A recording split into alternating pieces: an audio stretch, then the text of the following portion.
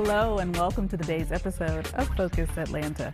I am your host, Keisha Lancelin. Thanks so much for tuning in with us this Sunday afternoon. In our first segment, we're going to talk a little bit about your mental health. I'm here with Chantel, and we're going to talk about how we can take better care of ourselves. Thank you so much for coming on the show. Thank you so much for having me today, Keisha. Now, I think one of the questions about taking care of our mental health is, how do we choose the right therapist? How do we know that that person is right for us? Do you have any tips? Oh, absolutely. So one of the things that I often encourage is that any individuals that are reaching out to look for a new therapist, to really reach out to them to ask for a consultation. I think there are a lot of individuals that do not have awareness around the fact that you can actually reach out to a therapist that piques your interest, or you feel like they have the skill set that will be able to really meet you where you are in your mental health journey. And so you're actually able to give them a call to request a consultation just to ensure that they are a right fit for you. And the fit is so important. And especially for me as a Black woman, I'm often concerned about, like cultural competence. Like that's important to me when I'm, sharing myself, giving this information to this professional. Can we talk a little about that? Absolutely. I think it's really important to have that cultural competency because, again, this is something, especially when you're talking about the Black community, that is really important in terms of safety and creating safety in the therapy room.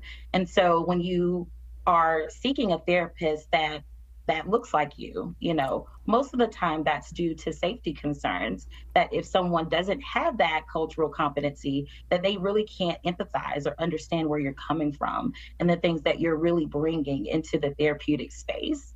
And so it's really important to have the cultural competency piece so that first, that individual feels safe, but secondly, that you really truly can meet that person where they are in their journeys without projecting any type of your own biases or cultural values onto that person, but you're really meeting them where they are and leaning in, being curious and receiving what they're saying.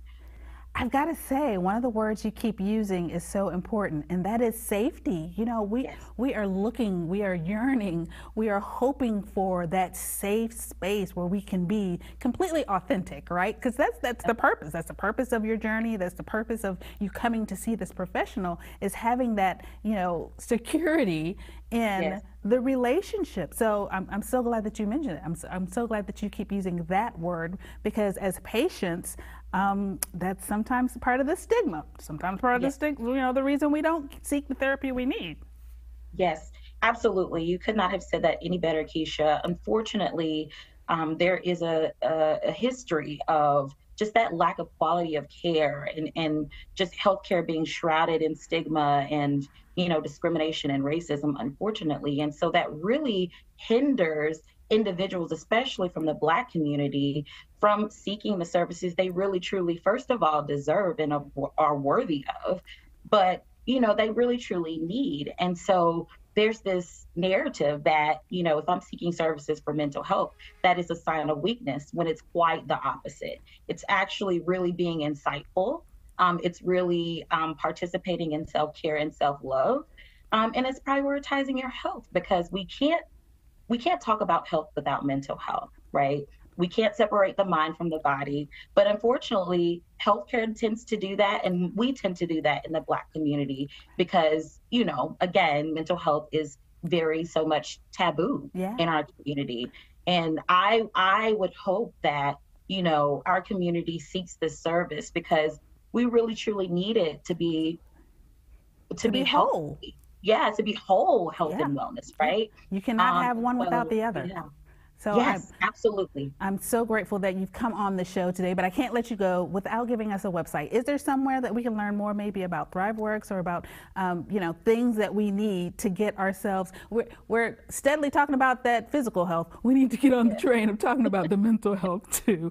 Do you have a website? Absolutely, Keisha. Yes, you can learn more about ThriveWorks at thriveworks.com.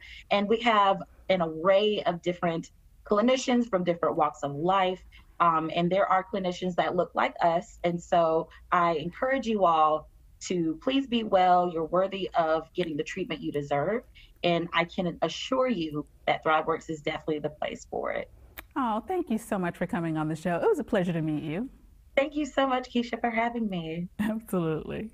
All right, guys, we have a place to go. There are resources. There is information for you. Again, we know that physical health is important, but we need to recognize how important the mental health aspect is. To take the opportunity to go to the website, learn more, and stay tuned for more Focus Atlanta. We'll be right back.